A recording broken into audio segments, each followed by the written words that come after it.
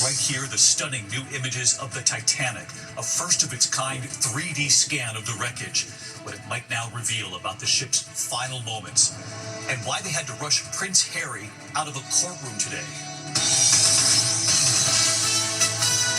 From ABC News World Headquarters in New York, this is World News Tonight with David Muir.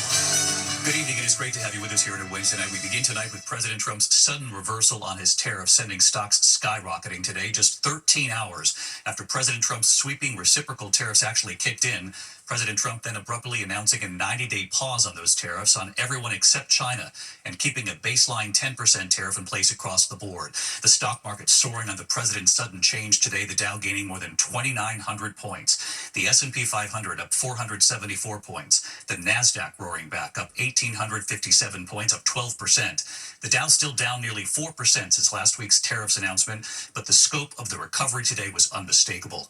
Earlier today, President Trump told Americans and investors, be cool, hoping to calm markets. Hours later, abruptly announcing the pause and telling reporters people were getting yippy, a little bit afraid. And the president acknowledging he had his eye on the U.S. bond market, a big sell-off with China and Japan dumping U.S. bonds, and what that signaled. Tonight, reports some Republicans on Capitol Hill were clapping when they heard the president reverse course, and how China is now responding tonight, with China the only exception to the pause. ABC's chief White House correspondent Mary Bruce leading us off tonight. Tonight, the stunning about-face from President Trump, bowing to pressure from worried investors, frustrated businesses, a sell-off in the bond market, and the increasingly anxious American people. The president announcing he is pausing most of his sweeping retaliatory tariffs, just 13 hours after they went into effect. Well, I thought that people were jumping a little bit out of line. They were getting yippy, you know? They were getting a little bit yippy, a little bit afraid. Last night, a very different tone. I know what the hell I'm doing. I know what I'm doing. And you know what I'm doing, too. That's why you vote for me. Even this morning, Trump writing, be cool, everything is going to work out well. Wall Street in a tailspin in the week since Trump unveiled his massive tariffs. The Dow dropping more than 4,500 points. Forecasts of a recession on the rise. 2 days ago, with the markets plunging, I asked the president, would he consider a pause? Would you be open to a pause in tariffs to allow for negotiations? Well, we're not looking at that. But today, a complete reversal. The president posting, I have authorized a 90-day pause and a substantially lowered reciprocal tariff during this period of 10%. On Fox Business, one analyst saying the president and Treasury Secretary were likely taking special note of a major overnight development, a sell-off in the bond market. Countries like China and Japan dumping American bonds. If you have a mass sale of bonds, that means people are losing confidence in the U.S. economy, on the ability to do deals with us. And from what I understand, this is what forced the hand of this 90-day reprieve. The president today acknowledging he had his eye on the bond market. Yeah, I saw last night where people were getting a little queasy. Meanwhile, on Capitol Hill, a surreal moment. The president's trade representative, Jamieson Greer, being grilled by lawmakers about the tariffs when news broke of the pause. Mr. Trade Representative, are you aware that the tariffs have been paused? I am, yes. When were you made aware of that? Well, I understood the decision was made a few minutes ago. And what do you know about those details? Well, as I mentioned... it looks like your boss just pulled the rug out from under you and paused the tariffs, the taxes on the American people. There's no strategy. You just found out 3 seconds ago sitting here. We saw you. The moment encapsulating growing frustration on the Hill. Yesterday in the Senate, some Republican senators sounding increasingly skeptical of the president's sweeping tariffs. Whose throat do I get to choke if this proves to be wrong? But on Main Street, the frustration coming from small businesses worried about staying afloat if tariffs force them to raise prices. At Pacer's running store in Alexandria, Virginia, owner Chris Farley says his supplier told him the price of this pair of sneakers is about to skyrocket. He said if things track the way they're tracking now, it'll be $220. And I said, I can't sell this for $220. I can't. I was with Chris when we got word the tariffs were now on hold. Okay, so the president appears just announced that he is pausing these tariffs and lowering them. This is the world we're in now. What I was hoping for is some predictability of life and work, and this is just so challenging that's great news Maybe I should react that that's great news, but what does that mean for tomorrow? Today, the president was asked how Americans are supposed to trust him after such a dramatic change in position. You said that these tariffs would go into effect on Monday. You said no pause. Today there is a pause. So I think you have to have you have to have flexibility. I could say, here's a wall, and I'm going to go through that wall. I'm going to go through it no matter what. Keep going, and you can't go through the wall. Sometimes you have to be able to go under the wall, around the wall, or over the wall. The president late today at the White House. Let's get right to Mary Bruce live at the White House as well tonight. Mary, the president obviously suddenly putting his reciprocal tariffs on hold. This was just about 13 hours after they went into effect at midnight. We know there's still a baseline 10% tariff in place across the board. The exception is China tonight. I'm curious China's reaction. And the president and the White House also aware of the sell-off in the U.S. bond market and what that signaled.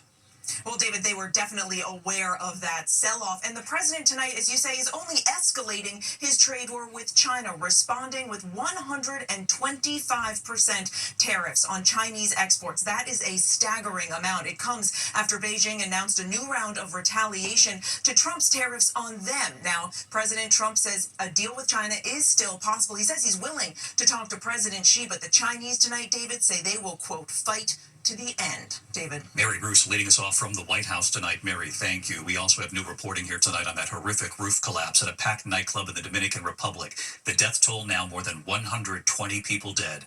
Video from inside the club showing the performance when the roof suddenly caves in right there. Tonight here, the desperate search for survivors still underway at this hour. Many still reported missing, and families anxiously waiting at the site hoping for news. As we also learn what one former Major League Baseball player did for another player to save him while losing his own life. Victor Akendo is on the scene for us tonight. Tonight, rescue workers in Santo Domingo working round the clock in an all-out race to find any survivors after the roof of this popular nightclub collapsed with hundreds packed inside. A growing line of grieving relatives, desperate for answers, gathering outside what's left of the Jet Set nightclub. Officials saying it's unclear how many people were inside Monday night just before 1 a.m. This video circulating online, appearing to show a merengue band on stage mid-performance when a man points at the roof saying something fell. Within seconds, the collapse and screams as the video goes dark. This group rushing away from the dance floor moments before the tragic accident. The director of emergency operations saying overnight you could hear people trapped pleading for help. The death toll now rising to at least 124 with more than 150 injured. Among those killed, multiple politicians, a fashion designer, legendary and decorated merengue singer Ruby Perez, his saxophonist on stage at the time of the collapse, and two former MLB players, Octavio Dotel and Tony Blanco. Blanco, according to reports, saved his former teammate by pushing him out of the way of falling debris. Major League Baseball saying they are shocked and saddened by the sudden and tragic death. David, just an incredibly difficult scene here outside of the Jet Set nightclub. You can see where the roof came crashing down and all the heavy machinery and cranes that have been working nonstop. Just across the street, hundreds of family members here, desperate for word on their loved ones who are still missing. And tonight we've also learned at least one American died here. David? All right, Victor Akendo on the scene. Victor, thank you. We turn now to the alarming moments on board a flight that left New York City, was then forced to turn back over the Atlantic. What a passenger allegedly had done. Gio Benitez covers aviation. Tonight, scary moments for passengers on board an American Airlines flight that was forced to turn around over the Atlantic after a passenger on board allegedly became disruptive. 300 people that were on their way to Milan got their flight uninterrupted, got traumatized from actually seeing what this guy was doing. It happened Monday night on American Airlines Flight 198 from New York's JFK to Milan. American says the man tried taking a seat in an exit row and challenged flight attendants when they told him to go back because he was traveling with a child. He was also reportedly upset he didn't get the in-flight meal he requested. The flight turning around over the Atlantic, landing back at JFK at around 3 a.m. We understand passengers seated and at least somewhat compliant now. Do you guys still want law enforcement at the gate? Affirmative. Police boarding the plane, taking the man and his family off. The pilot apologizing. I'm so sorry that this happened. It's out of our control. And David, airport officials say no one was arrested. American Airlines says it offered meal vouchers to passengers, and they departed later that morning. The FAA is now investigating. David? All right, Gio Benitez. Gio, thank you. We turn tonight to the former NFL and college coach accused of hacking thousands of students, athletes, and others. Tonight, prosecutors revealing how he allegedly got photos and videos of students and athletes undressed from emails and cloud storage accounts. Here's Aaron Katursky.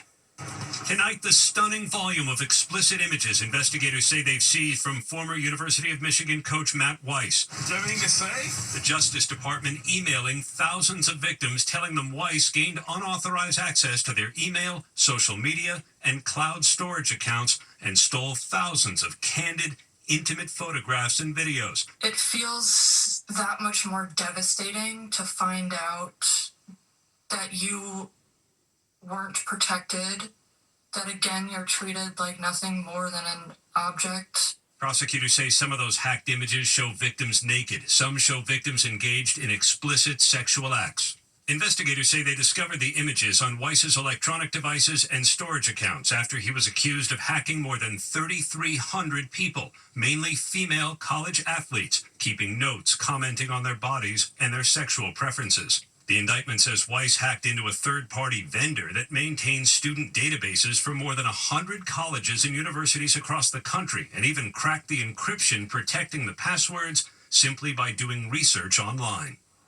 Just a chilling development, David. Prosecutors saying that Weiss researched online how to access these accounts, then mined personal information like mothers' maiden names, pet names, places of birth. Weiss has pleaded not guilty to all charges. David? That is really troubling, Aaron. Thank you. Tonight, ABC News inside the notorious prison in El Salvador, where the Trump administration has deported hundreds of migrants, and now the Supreme Court decision paving the way for more.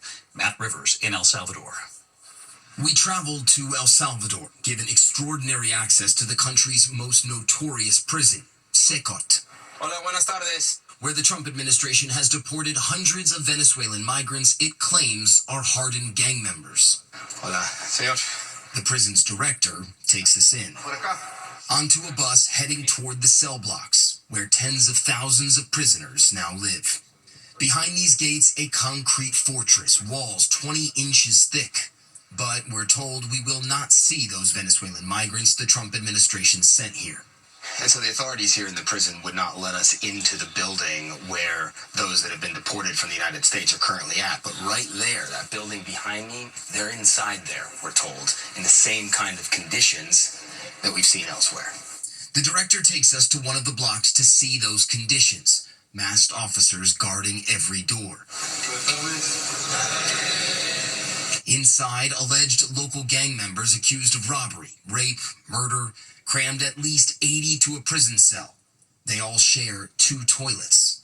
No visitors or books allowed, 30 minutes of exercise each day. The lights here don't turn off. Inmates are never allowed outside. And we're there as inmates are called out of their cells for an inspection. This is bleak, this is brutal, it is difficult to watch, but the government of El Salvador says that these people are the worst of the worst. ABC News has no way to confirm each one of those cases, whether they're guilty or innocent, but what is true is that the majority of those people will spend the rest of their lives in a cell like that one. Nada, no sabemos nada. Mercedes Yamarte says her son, Mervin, is among the Venezuelan migrants taken to Secot from the U.S. Those images seen around the world. In the government video, Mercedes recognizing her son. She has not heard from him. Mira, cuando yo vi esa foto, la mirada de mi hijo era pidiendo auxilio. His eyes were begging for help, Mercedes tells me. I can't do anything, and it's excruciating. ABC News has no way to verify if he is a gang member or is wrongfully detained, though we have not found a criminal record for him in the U.S. The Department of Homeland Security did not comment on the case. And tonight, here in El Salvador, with the Supreme Court giving President Trump the green light to use wartime powers to deport alleged gang members, more prisoners could be on their way here soon. And David, just now, the Department of Homeland Security confirming they will continue to deport alleged gang members here to that prison in El Salvador. David? Matt Rivers live in El Salvador for us again tonight. Matt, thank you. Back here in the U.S., meanwhile, in a crucial hearing in Idaho college murders case. To the Index, Prince Harry was rushed out of a London courtroom by bodyguards today after an outburst. The person was a supporter, but security taking no chances. Prince Harry is there for his case against the British government over his plea for greater security. Finally tonight, the extraordinary new view of the Titanic. Tonight here, the stunning new 3D images of the Titanic. Wow. Using a remote-controlled submersible camera to meticulously scan the Titanic from all angles. Wow, here it goes. In a new Nat Geo documentary special called Titanic, The Digital Resurrection, from ABC's parent company Disney, reconstructing a minute-by-minute timeline. We actually now find out from these simulations that the time it took for a Titanic to collide with the iceberg was 6.3 seconds. The incredible level of detail, allowing them to construct a first-of-its-kind, full-size 3D rendering of the wreckage.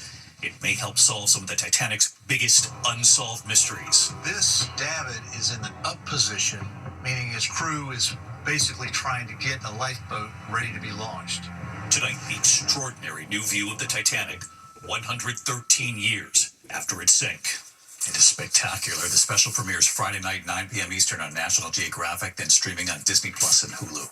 I'll see you tomorrow night. Good night.